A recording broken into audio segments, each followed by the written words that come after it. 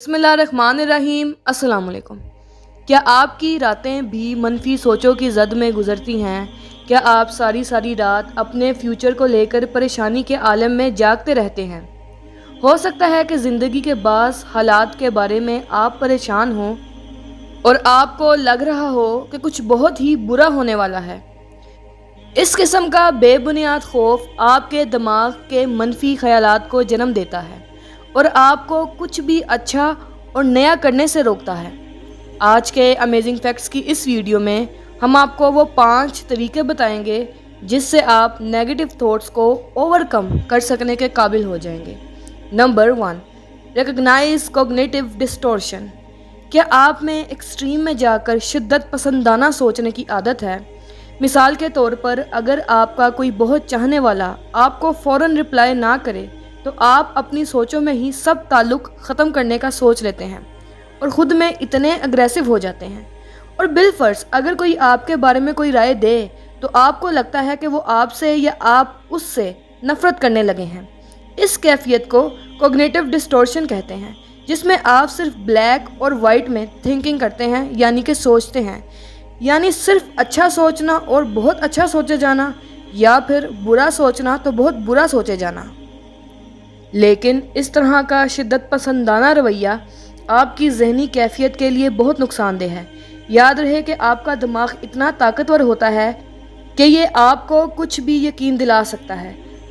इसीलिए अपने इस किस्म के एहसासात और अपनी इस किस्म की सोचों को समझें, जानें और उनसे हद दर्जा खुद को दूर रखें, यानी कि ऐसी सोचों को अवॉइड करना सीखें।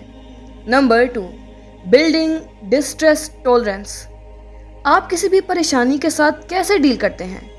क्या आप में किसी भी किस्म की तकलीफ़ को बर्दाश्त करने की सलाहियत है?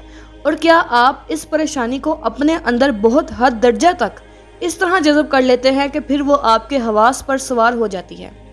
अगर ऐसा है तो ख़ुद को फ़ौरन रोक लें।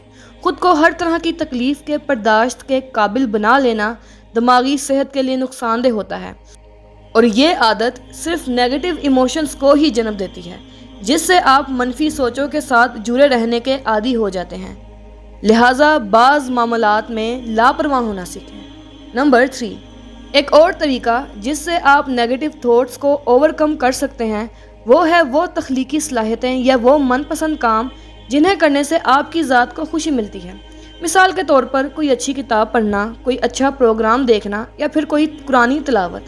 आप ख़ुद को कोई भी पावरफुल वर्ड्स या कोट्स भी कह सकते हैं, मिसाल के तौर पर कि ये बुरा वक्त भी गुजर जाएगा, या फिर ये भी कह सकते हैं कि मैं अभी तो इन नेगेटिव थॉट्स की जद में हूँ, मगर जल्द ही इन्हें इग्नोर करते हुए इन्हें ओवरकम करने की एबिलिटी पैदा कर लूँगा।